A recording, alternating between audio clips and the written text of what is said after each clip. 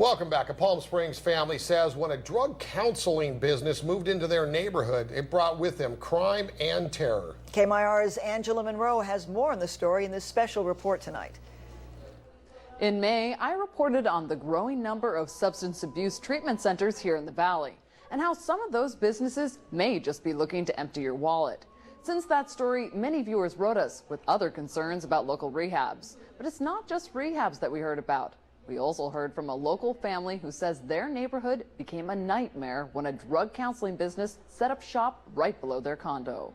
It was a living hell and a nightmare for almost 2 years. Marilyn Purdy and her son Greg say their problems started when a man opened a drug counseling business right below their Palm Springs condo. My son went through just hundreds of hours of trying to solve this, and it seemed like he was by himself for the most part. I get a little tearful.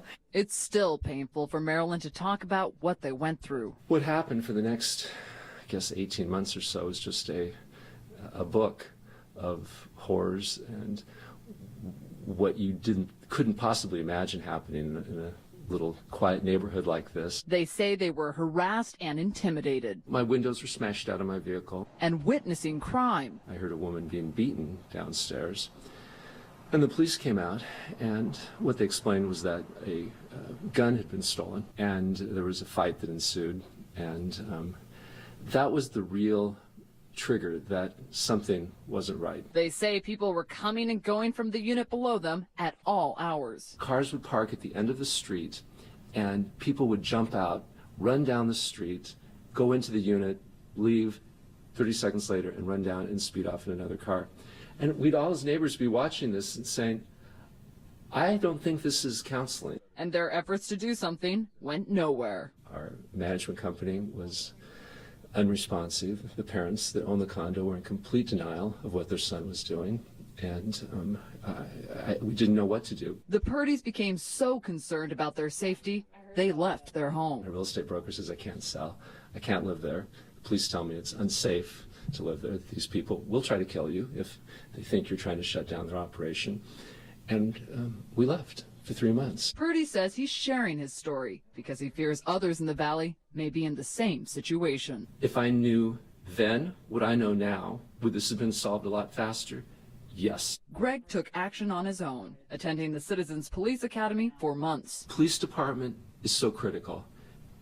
Helping them understand. People say, well, I called the police once and nothing ever happened. Get to know your police department and appreciate what they do and work with them and understand what their limitations are. He says tactically, you need to document, research, and communicate to law enforcement. This is one notebook that we have of photos, license plates. And he says attack the problem operationally, talking to leaders in your city. The city of Palm Springs, the police department, the city council, when they started working on this, I think it was the first time we felt we had hope. His efforts paid off. Code enforcement declared the business was not a legal operation. You needed a conditional use permit, you needed a at-home business permit, and several other licenses that were not there. And the police swept in too. There were 4 arrests made of the executive director in 2011 on drug-related charges,